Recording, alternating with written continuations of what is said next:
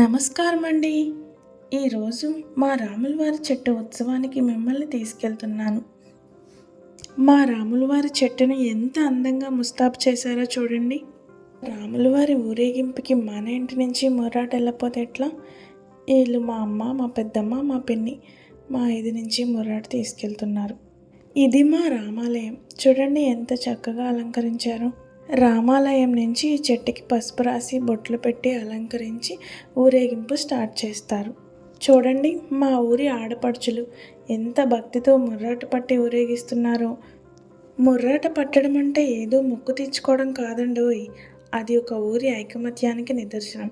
ఊరి ఆడపడుచులందరూ కలిసి ఆ రామయ్య నామస్మరణ చేస్తూ అడుగులు వేస్తుంటే ఆ ప్రాంతమంతా ఒక ఆధ్యాత్మిక శక్తితో నిండిపోతుంది. ఆ డప్పుల దరువు, చిడతల చప్పుడు మధ్యలో ఈ ఊరేగింపు సాగుతుంటే ఆ అనుభూతే వేరు కదా. మా ఊరి ఆడపడుచులు ఎంత భక్తితో మొర్రాట పట్టి ఊరేగిస్తున్నారు.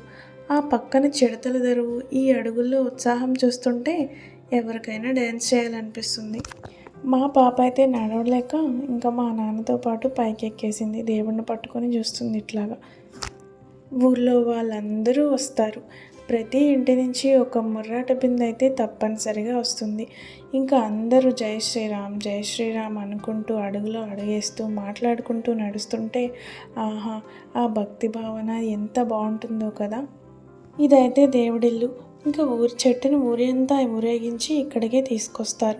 ఇక్కడికి తీసుకొచ్చి అందరూ ఇక్కడ మొర్రాట పోసి దాన్ని జై శ్రీరామ్ అని లోపల పెడతారు. చూడండి ఎంత చక్కగా ఉందో.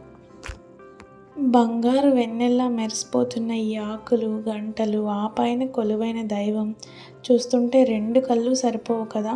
ఇంకా ఇంట్లో హోమం కూడా చేస్తారు. ఎందుకంటే చెట్టును పెట్టారు కాబట్టి పూజ చేసి హోమం చేసిన బొట్టు పెట్టుకుంటారు. ఆ రామయ్య ఆశీస్సులు మనందరిపై ఉండాలని కోరుకుంటున్నా. మన మూలాల్ని మర్చిపోకుండా ఇలాంటి పండుగల్ని మన భావితరాలకు కూడా చూపించాలన్నదే ఈ చిన్న ప్రయత్నం. ఏమైనా తప్పుగా మాట్లాడుంటే క్షమించండి. Please subscribe.